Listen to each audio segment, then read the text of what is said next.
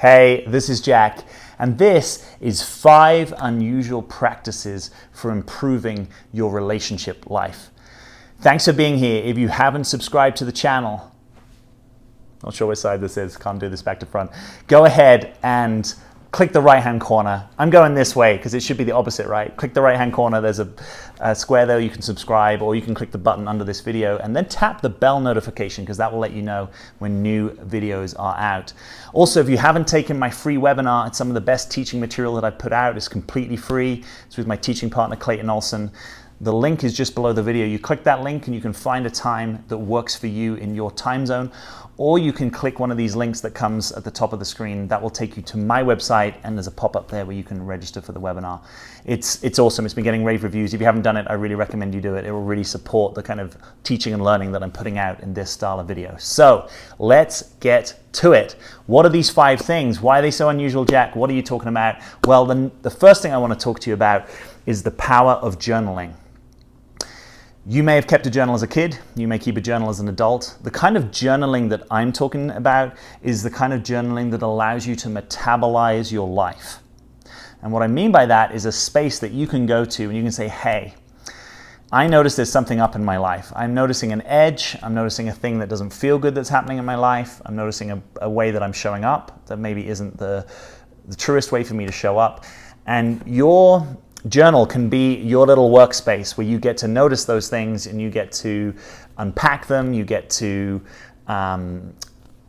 excavate your feelings, right? Most of us are living unmetabolized lives in the sense we're carrying around all sorts of psycho-emotional content that hasn't really been processed.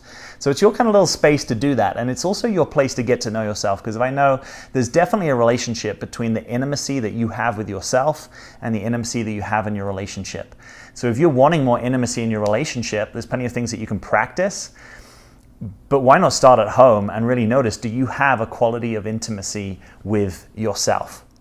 And one of the ways you can do that is by getting to know yourself in journaling. And if the idea of journaling kind of scares you, or you're like, well, I do it, but there's nothing really to write about, then I particularly want you to practice this. Even if you need to sit there, put aside 15 minutes on your calendar and keep putting aside 15 minutes on your calendar until something happens. Even if you've got to sit there for a week of nights of nothing happening and just the pen, I really want to encourage you to do that, because journaling has been one of the most profound practices in my life.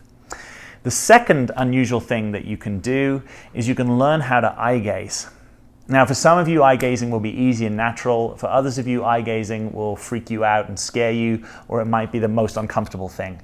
So for clarity, what I mean by eye gazing is the ability to look and hold contact and connection with someone else's eyes, in this instance, perhaps the person that you are dating or relating with. And the reason to learn to do this is because it relates again to deepening intimacy.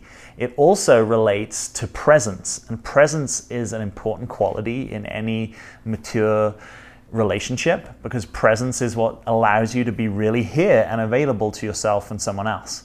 So eye gazing can be a way of noticing, what are the barriers to me being present or intimate with another person?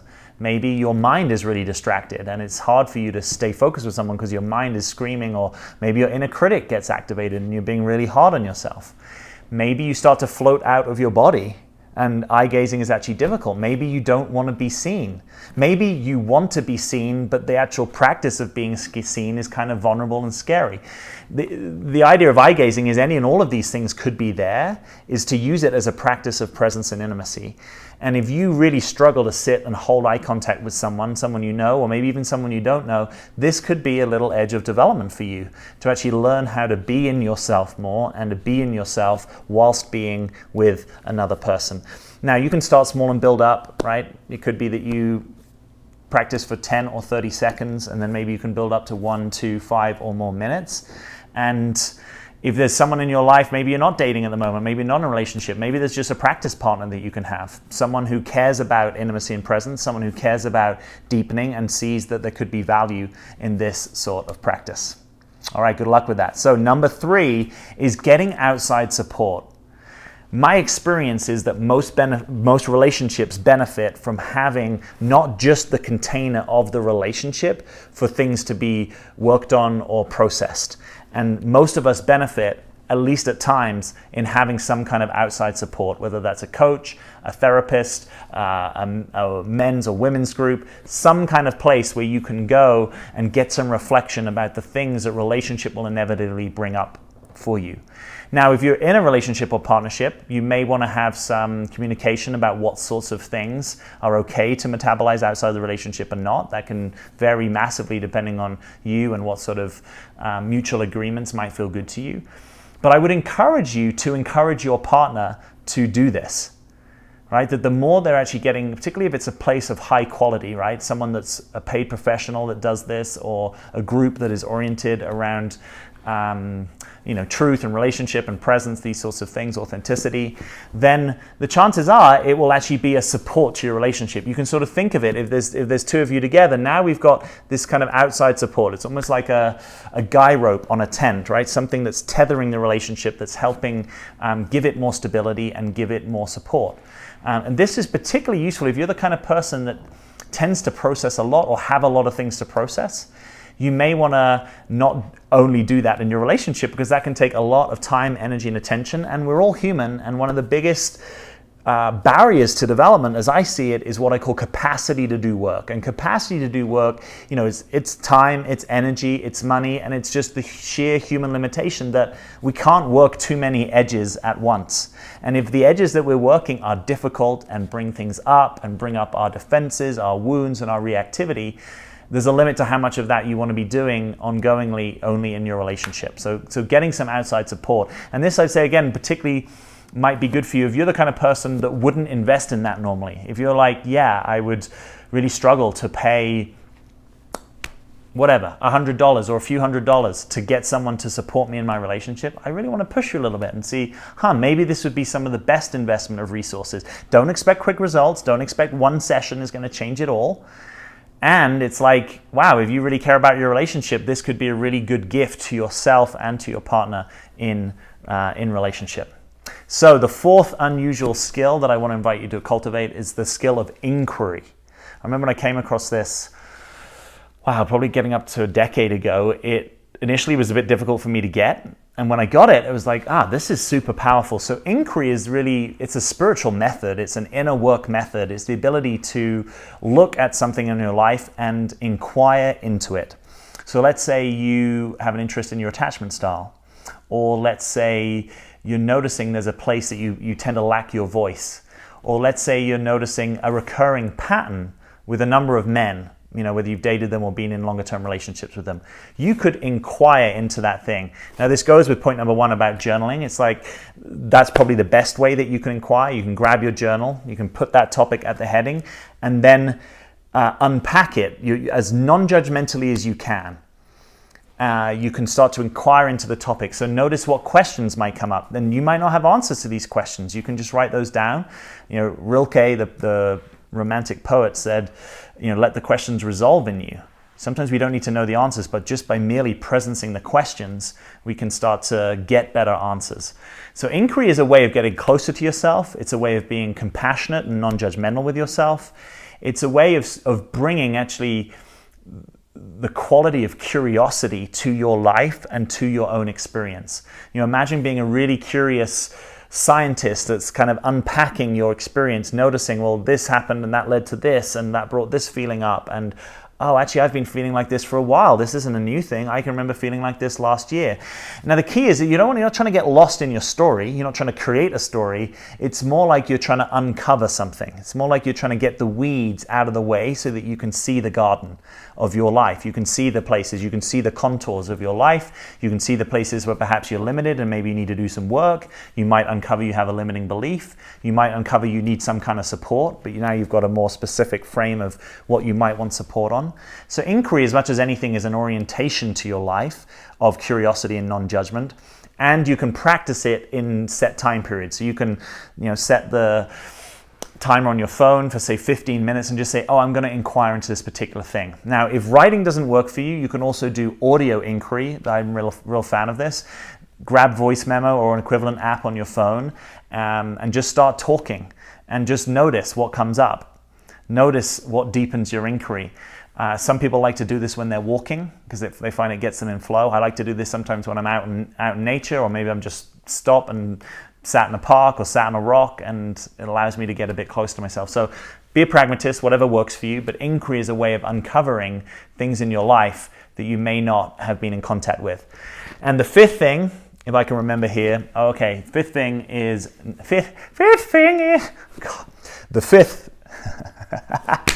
fifth thing is naming desires. So this one's a little different. Naming desires means you are willing to put into the pot with your date or partner, and by the way, this will work in other relationships as well. Here's my desire. I'm just going to offer it out there. I'm not attached that this desire has to happen, but I am participating in noticing what is an authentic desire for me. So your desire might be, I want to go for dinner with you. Or I'm actually not very hungry right now, but I would love to connect with you, so my desire would be to go to a coffee shop. Or I would love to connect with you, but I notice I'm actually not that verbal right now, or I'm pretty tired, and so I would love to just sit with you, or I'd love to go for a drive with you, maybe where we're silent and we just take in the surroundings. Or I'd love to go for a hike with you, or I'd love to go for a silent hike with you, or I'd love to go for a hike with you after dark, or I would love to go for a hike with you, but just not today because I'm really tired. But any other day this week works. So it's an opportunity to get clear to the specific contours of something that you want without being attached to it happening, and being able to communicate it and invite a space where you can both name your desires and perhaps get closer to something that would be mutually fulfilling. That's where I'm going with this. It's a way of both people's desires being included, and it might offer you the chance to kind of throw in like a counter desire, like, oh, I'd love to go for dinner with you, but I would need it to be gluten-free. Or if you're like me, I need it to be gluten-free and dairy-free and sugar-free and so on. Or it could just be like, yeah, I'd love to go for dinner with you. No preference other than I don't want to do, Asian food, or I do want to do Asian food. So I'm using kind of simple, trivial examples here. But the reason this is so powerful is that it gets you to appreciate you and another person can have very different experiences. You can also have very different desires. And most people solve the desire issue in life either by suppressing their desires, right? They don't name them, they don't voice them, they don't go after them. Maybe they do a spiritual bypass, right? And they're like, I have no desires. Or they solve it by needing their desires to be met, right? And by pushing and controlling and kind of manipulating maybe to make sure that their desires happen. Now, I'm all for being passionate about your desires, but there will be some point in your journey where also being able to relax around your desires will serve you to have a more easeful and peaceful and connected existence. So this is a practice that actually allows you to get closer to what you want. If you're someone that knows you don't tend to bring what you want into relationships, or you and your partner have a hard time kind of landing on a thing that would feel good to you, maybe you have different interests, or this is a way that you can both throw things in the pot. And sometimes you'll come up with something that's just way cooler than either of you could have come up with on your own. And it's also a way of acknowledging there are two people in this relationship and I want to get what I want. Now, sometimes you might just want your guy to say, here, I'm going to take you out tonight. You don't even need to know where you're going. Or I'm going to take you for dinner. I've got it handled. I've made reservations. So it doesn't stop that happening, but it's a way of, it's really about not being attached to your desires, but not under communicating your desires. And if you want your desires to be met in a relationship, the easiest way for that to happen is for you actually to know them yourself, to be able to name them yourself, and to be able to communicate them.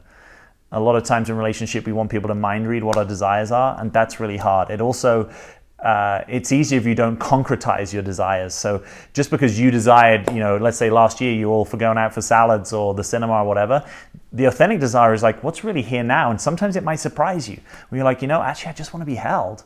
Or I have a story that we should go out tonight, but if I really check into my energy, I don't even want to go out. Maybe we can just have no plan. Maybe we can just paint together or read or write or read poetry to one another, or whatever it is that is the authentic desire that if you named it would be showing up in the space.